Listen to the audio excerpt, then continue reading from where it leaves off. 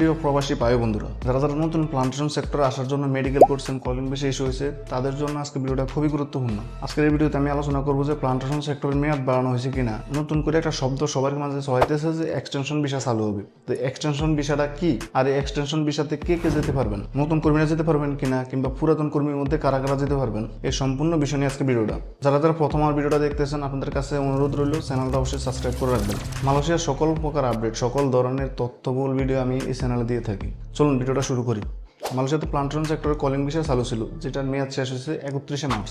আজকে এই মুহূর্তে ভিডিও রেকর্ড করার সময় পর্যন্ত আমরা কোনো জায়গায় শুনি না, কিংবা কোনো এজেন্সি থেকে আমরা তথ্য পাই না যে মালয়েশিয়াতে প্লান্টেশন সেক্টরের সময়সীমা বাড়ানো হবে। মালয়েশিয়া প্লান্টেশন সেক্টরের কলিং ভিসার সময়সীমা কি বাড়ানো হবে কি না, এই বিষয়ে 100% সত্য বলা খুবই মুশকিল। তবে আমরা কয়েকটা রিক্রুটিং এজেন্সি এবং সরকারি অফিসে যোগাযোগ করে আমরা যতটা তথ্য পেয়েছি, তার থেকে আমরা ধরে নিচ্ছি যে 60% শিওর সময়সীমা বৃদ্ধি করা হবে না। বাকিটা হয়তো আল্লাহর রহমত, আপনাদের দোয়া, এগুলোর উপরে নির্ভর করে। যদিও সময়সীমা বৃদ্ধি না করা হয়, এর ভিতরে কিন্তু আরেকটা অপশন আছে, এক্সটেনশন ভিসা চালু হবে। এই এক্সটেনশন ভিসাটা কি, এই বিষয়ে আগে বলি। এক্সটেনশন বিষয় হলো, যদি কলিংয়ের মেয়াদ শেষ হয়ে যায়, মালয়েশিয়া কর্তৃক একটা সময়সীমা নির্ধারণ করে দেয়। যেমন প্লান্টেশন সেক্টর সময়সীমা ছিল 31শে মার্চ। এই সময়সীমা শেষের পরে যে কর্মীগুলো আটকা পড়ছে, ওই সমস্ত কর্মীগুলো নিয়ে আসার জন্য বিশেষ করে মালয়েশিয়ান সরকার থেকে বিশেষভাবে একটা ভিসা চালু করে, যেটা হলো এক্সটেনশন ভিসা কিংবা সময় বৃদ্ধি। এক্সটেনশন ভিসা চালু হবে, এই শূন্য লাভ দেওয়ার কিছু নেই। এটাতে কোনো নতুন কর্মী ঢুকতে পারে না, যে আপনি নতুন করে পাসপোর্ট জমা দিবেন, নতুন করে ঢুকবেন, এমনটা না। গ্রামের দালালরা বিভিন্নভাবে মানুষের ফাঁদে ফেলতেছে।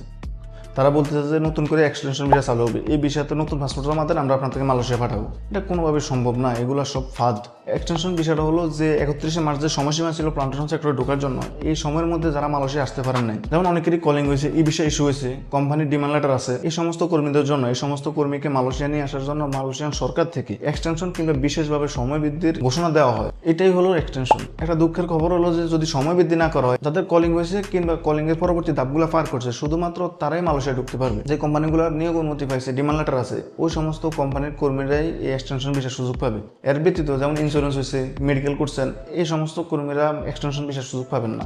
এক্সটেনশন ভিসা কিংবা বিশেষভাবে সময় বৃদ্ধি, এই বিষয়টা চালু করা হয় যখন কোনো একটা নতুন কলিং খোলে। তো বিভিন্ন সমস্যার কারণে যে জায়গায় 10,000 লোক যাওয়ার কথা, সে জায়গায় লোক গেল ধরেন 1,000, বাকি তো প্রসেসিং অবস্থায় থাকে 5-7,000, 3,000-এর না কলিং ইস্যু হয় না। এই প্রসেসিং, যাদের কলিং প্রসেসিং চলে অন্তত পক্ষে, তারাই এক্সটেনশন ভিসা আসার সুযোগ পায়। বিগত সময়গুলোতে এগুলো করছে, এক্সটেনশন ভিসা চালু করে। যদিও গড়ের কোনো সময় বৃদ্ধি না করা হয়, তারপর 100% শিওর থাকেন যে এক্সটেনশন ভিসা চালু হবে ইনশাল্লাহ। এটা আমরা সম্পূর্ণ জোর দিয়ে বলতে পারি এবং এটা বিশ্বাস রাখেন। তবে সময় বৃদ্ধির বিষয়ে এই মুহূর্তে আমরা কোনো তথ্য পাই না। অনেক যাচাই বাছাই করছি, কোনো জায়গায় আমরা এরকম কোনো তথ্য পাই না। মন্ত্রণালয় থেকেও এই বিষয়ে কোনো জবাব দেওয়া হচ্ছে না এখনো পর্যন্ত।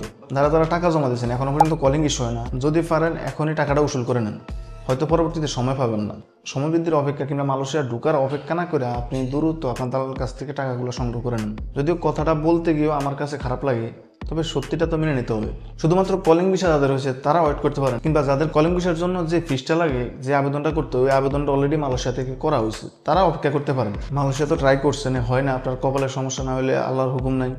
এখন চেষ্টা করেন যে আরব কান্ট্রিগুলোতে ঢুকার কিংবা অন্যান্য কান্ট্রিতে ঢুকার চেষ্টা করেন। ওই জায়গায় হিউজফুল কাজের চাহিদা আছে। যদিও মানুষ বলে কাজ নাই, কিন্তু কাজ আছে। আপনি যদি কর্ম জানেন, তাহলে আপনার জন্য কাজ আছে। হাতের কাজ শিখে রাখেন, তারপর বিদেশ আসেন। যেই দেশে আসেন না কেন, মালয়েশিয়া বলেন, সিঙ্গাপুর বলেন, কিংবা আরব কান্ট্রিগুলোতে বলেন, যেই দেশে যান না কেন, আগে হলে আপনার হাতের কাজটা শিখে যেখানে যান, ইনশাল্লাহ এটা শিওর থাকেন যে আপনি টাকার অভাবে পড়বেন না বিদেশে। আপনারা তো চেষ্টা করছেন মালয়েশিয়া আসার জন্য, হয়তো আপনাদের ভাগ্য খারাপ। তো চেষ্টা করুন, অন্য জায়গা দিয়ে চেষ্টা করুন যে হয় কিনা। ভিডিওটা এই পর্যন্তই। আর আপনারা কোন বিষয়ে ভিডিও পেতে চান অবশ্যই জানাবেন। দেখা হবে অন্য কোনো ভিডিওতে অন্য কোনো বিষয় নিয়ে। সে পর্যন্ত ভালো থাকবেন। আল্লাহ হাফেজ।